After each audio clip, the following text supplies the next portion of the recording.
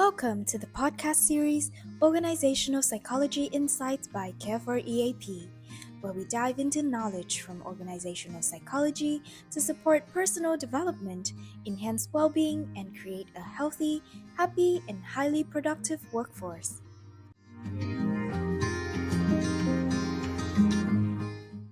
I'm Hoon Kun, your host. In this episode, we'll dive into the importance of mental health and well-being in the workplace and different aspects of well-being, and we'll also explore key principles for implementing a successful well-being program that will help you foster a happy work environment and prosperity for your organization as a whole. Our topic today is what principles ensure the success of well-being solutions in businesses.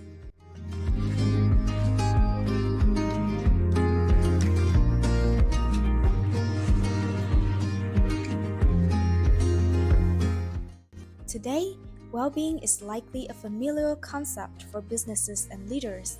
The World Health Organization, WHO, defines well-being as a state of complete physical, psychological, and social health, and not merely the absence of disease.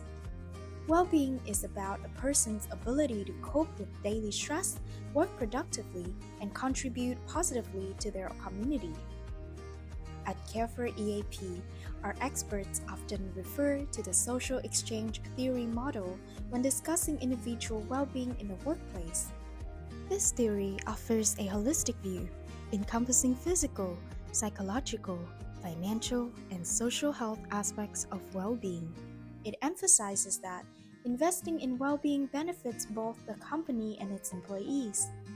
When businesses invest in well-being programs, employees return the favor by working more efficiently and effectively. This reciprocal relationship is key to fostering a healthy and productive work environment. In the workplace, wellness refers to a comprehensive health culture that prioritizes the overall experience of employees. This includes the physical work environment, physical health, mental health, relationships, workplace culture, and diversity within teams. Wellness in the workplace is an essential component for achieving well-being, enhancing productivity, and ensuring organizational success.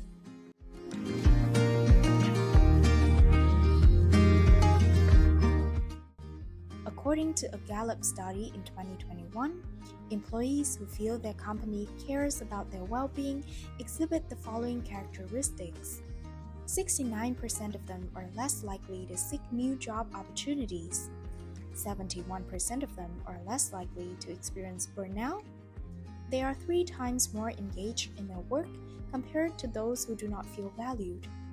And they are 5 times more likely to advocate for their company as a great place to work at. Therefore, in the context of a competitive labor market, leaders aiming to attract and retain talent must prioritize implementing well-being programs within their organizations.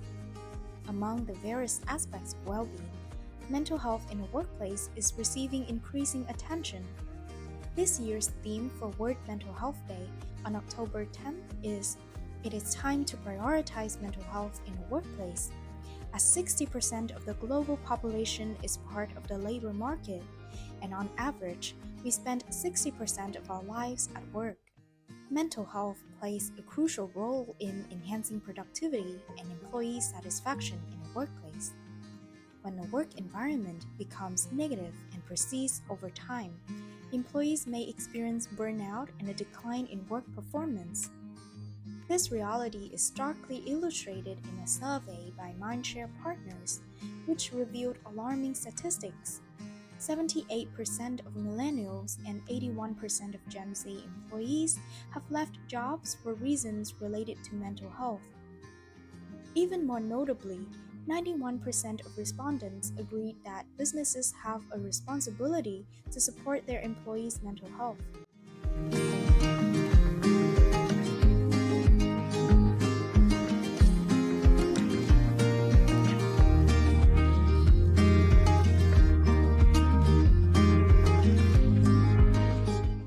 Welcome back to the podcast series Organizational Psychology Insights by CareFor EAP. Recently, An unfortunate incident occurred at Ernst & Young, EY, one of the big four accounting firms, when an employee passed away in July, just 4 months after starting work at EY. The employee's mother wrote a letter to the chairman of EY India, urging improvements in working conditions for employees. In her letter, she shared that her daughter had been working tirelessly at the company, facing a heavy workload, a new environment, and long hours that severely impacted her health, mental state, and emotions. The chairman of EY immediately expressed his condolences to the employee's family and committed to improving employee well-being, as well as supporting the family during this difficult time.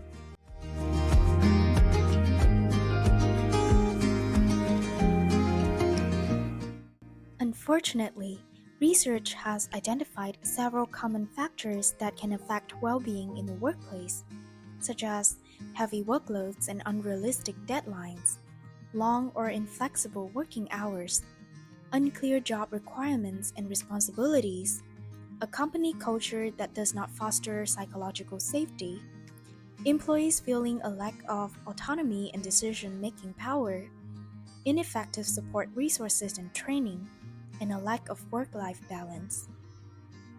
It is clear that the increase in workload and job pressure is not only a concern in large companies or high-pressure industries like finance, auditing, consulting, and law, but it is a widespread issue faced by most businesses and organizations today. At CareFor EAP service, we frequently receive support calls from employees regarding stress and other mental health-related issues. The encouraging news is that organizations are increasingly focusing on their employees' mental health, as evidenced by the implementation of well-being programs and stress management initiatives. However, this raises an important question. Are we neglecting an important skill that employees need alongside leadership and work development skills? Here, I am referring to self-help skills, or the ability to support oneself and enhance resilience in the face of difficulties. This skill is fundamental and underpins all other skills related to enhancing performance. When employees are well, they can work more effectively, receive information better, and maximize their potential in their roles. Perhaps this is the reason why this year's World Mental Health Day focuses on mental health in the workplace. Furthermore, in the recent incident, we can see the importance of leaders in identifying signs in their employees and taking timely measures to support them, as well as helping their staff to seek timely support within the workplace.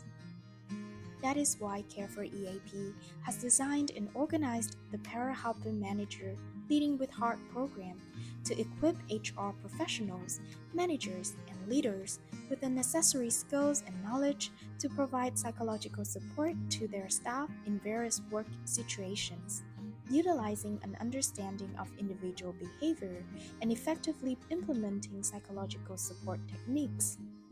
This approach helps employees to stabilize their mood, connect with support resources, increase their chances of overcoming difficult situations in their work and life, and create a productive and happy work environment.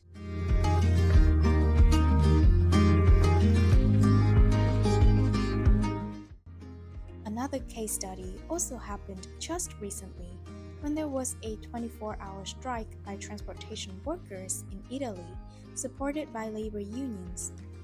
All modes of transportation, including water buses, and trams, were affected.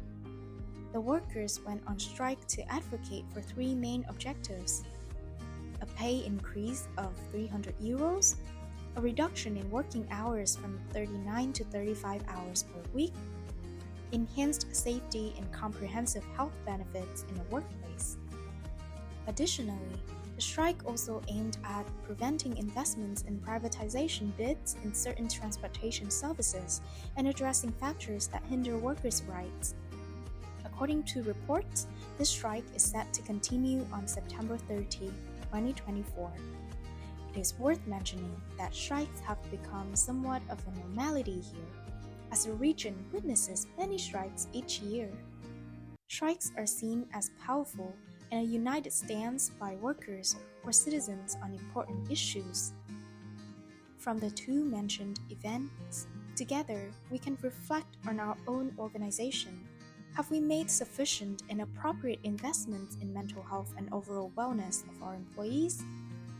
And what principles can lead to the successful implementation of well-being strategies within organizations?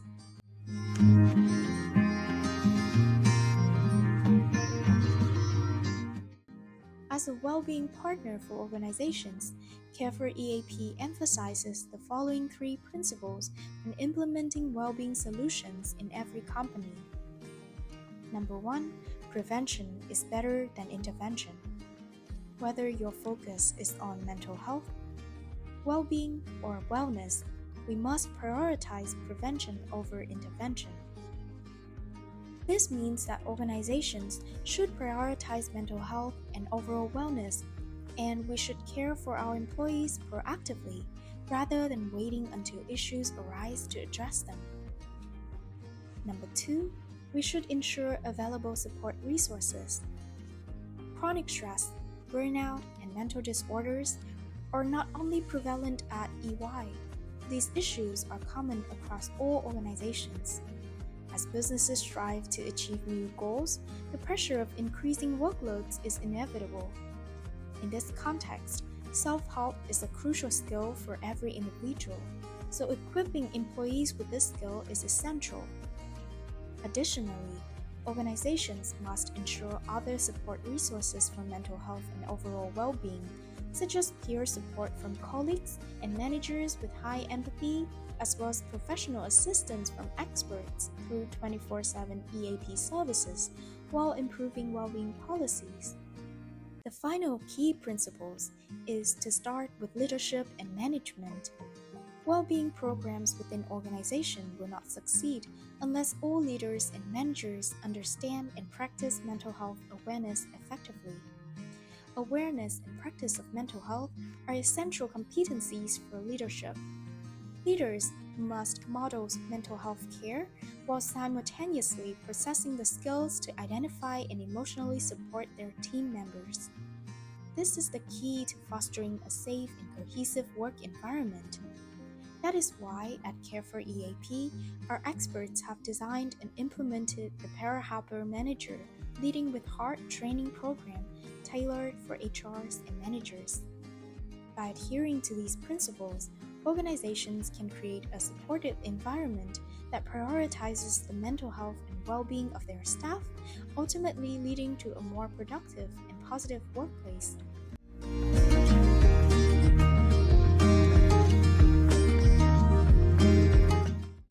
Thank you for joining us in today's episode. I hope that you have realized the importance of mental health and well-being in the workplace. I would like to re-emphasize 3 key principles for designing effective well-being programs. Number 1, prevention is better than intervention. Number 2, always ensure that support resources are available. And number 3, start with leadership and management. By focusing on well-being initiatives, your organization can foster a work environment that promotes happiness and prosperity. This brings us to the end of today's podcast. I sincerely appreciate your interest and attention. Wishing you all a wonderful day ahead, and I look forward to seeing you in our next episode, where we will discuss leading with heart, the importance of emotion management in the workplace.